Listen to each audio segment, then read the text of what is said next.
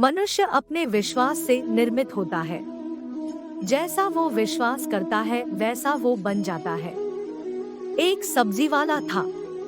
वो अपनी सब्जी मंडी के बाजार में अपना ठेला लगाकर बेचता था। एक दिन एक व्यक्ति उस सब्जी वाले के पास शाम को सब्जी खरीदने के लिए गया।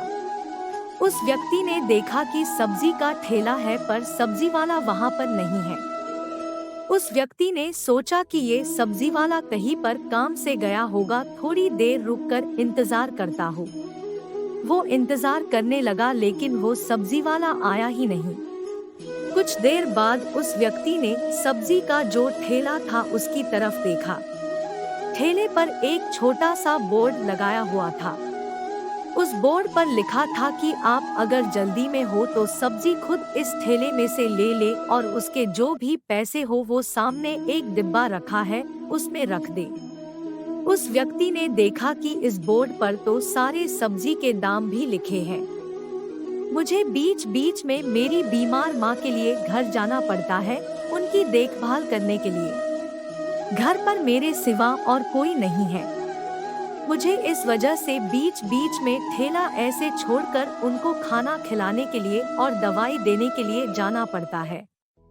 उस बोर्ड पर अंत में ये भी लिखा था कि अगर आपके पास पैसे ना हो तो आप मुफ्त में भी सब्जी ले जा सकते हैं। इस व्यक्ति ने सोचा कि भला इस जमाने में भी ऐसा कौन अपना ठेला रख के जाता है और मुफ्त में भी सब्जी देने की बात करता है। उस व्यक्ति ने वहाँ पर जो सब्जी के पैसे लिखे थे उस हिसाब से सब्जी लेकर पैसे डिब्बे में रख दिए। अभी भी उस व्यक्ति को ये सब्जी वाले की बातों में विश्वास नहीं हो रहा था। वो बार बार यही सोच रहा था कि हर कोई थोड़ी ना ईमानदारी से पैसे रखता होगा। शाम को वह व्यक्ति अपने घर आ जाता है और फिर खाना खाने के बाद रात को वो बाहर घूमने के लिए निकलता है। अभी भी उसके दिमाग में वो सब्जी वाला ही घूम रहा था। वो बार बार यही सोच रहा था कि ऐसे भी कौन लोगों पर भरोसा करता है। तभी उसी रात को उसे वो सब्जी वाला अपना ठेला समेटता हुआ नजर आता है। वो तुरंत उससे बुलाता है और कहता है कि भाई आप इधर आइए, मुझे आपसे कुछ बातें करनी है।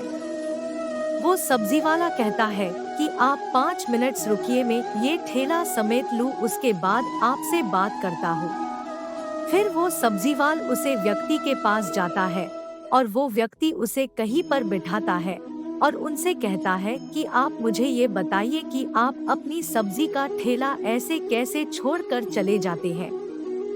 आप लोगों पर ऐसे कैसे भरोसा रख लेते हो? क्या हर कोई ईमानदारी से आपके डिब्बे में पैसे रखता है? ये सब सुनने के बाद सब्जी वाला ने उस व्यक्ति को अपनी कहानी सुनाई। उस सब्जी वाले ने कहा कि मेरी माँ पिछले 2 साल से बहुत ज्यादा बीमार रहती है। मेरी पत्नी मर चुकी है और मेरे कोई संतान भी नहीं है। इस दुनिया में मेरी माँ के अलावा और कोई भी नहीं है। मैंने मेरी माँ को एक दिन कहा था कि हमारे पास इतने पैसे नहीं हैं कि मैं कमाने न जाऊं और हर वक्त तुम्हारे पास रुकूं। मेरी माँ मुझे यही कहती रहती है कि बेटा तुम मेरे पास ही रहो, बाहर मत जाओ।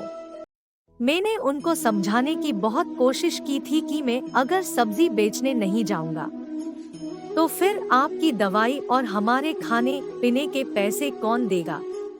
माँ ने कहा कि बेटा तुम सब्जी का ठेला सब्जी मंडी में हर सुबह रख दो और उसके साथ एक बोर्ड भी लगा देना जिसमें हमारी पूरी कहानी लिख देना। मैंने उनको ये भी कहा था कि अगर लोग पैसे होने के बावजूद भी मुफ्त में सब्जी ले गए तो मैं ऐसे कैसे किसी पर भरोसा रख सकता हूँ। तभी माँ ने कहा बेटा तुम और किसी पर नहीं पर भगवान पर भरोसा रखो। तुम सुबह हर रोज ठेले पर सब्जी रखने जाना और शाम को ठेला समेटने के लिए जाना, बाकी सब ऊपर वाला देख लेगा। मैंने सोचा कि मैं एक बार माँ का बताया हुआ तरीका इस्तेमाल तो करूं। इस तरीके से मैं पिछले 2 साल से सब्जी बेच रहा हूँ। मैं दिन में सिर्फ 2 ही बार सब्जी मंडी में जाता हूँ और लोगों को लगता है कि मैं बीच बीच में आता जाता रहता हूँ। ये सब्जी वाले की कहानी सुनकर उस व्यक्ति ने बड़े आश्चर्य से पूछा कि तुम्हें क्या हर बार सब्जी के पैसे बराबर मिलते हैं या फिर कोई बार कम भी मिलते हैं? सब्जी वाले ने कहा कि मुझे हर रोज जितने पैसे मिलने चाहिए उतने ही मिलते हैं और कई बार तो ज्यादा भी मिलते हैं। कुछ लोग डिब्बे में पर्ची रख के जाते हैं और उस पर्ची में ऐसा भी लिखते हैं कि मैंने आज सब्जी के पैसे ज्यादा रखे हैं, तुम अपनी माँ का इलाज अच्छे डॉक्टर से करवाना। एक बार तो एक डॉक्टर ने मुझे अपना नंबर भी दिया था और लिखा था कि अगर तुम्हें कभी मेरे से इलाज करवाने की जरूरत हो तो मेरे पास आ जाना, मैं तुम्हारी माँ का इलाज करने के कुछ भी पैसे नहीं लूंगा। सब्जी वाले ने ये भी कहा कि आज तक मुझे किसी में भी कम पैसे नहीं दिए हैं। सब्जी वाले की बातें सुनकर इस व्यक्ति को लगा कि मैं जितना सोचता हूँ इतने भी लोग बुरे नहीं होते हैं। अगर आपको हमारी स्टोरी अच्छी लगी हो तो अपने दोस्तों के साथ भी शेयर कीजिए और कमेंट में जरूर बताइए कि कैसी लगी हमारी स्टोरी।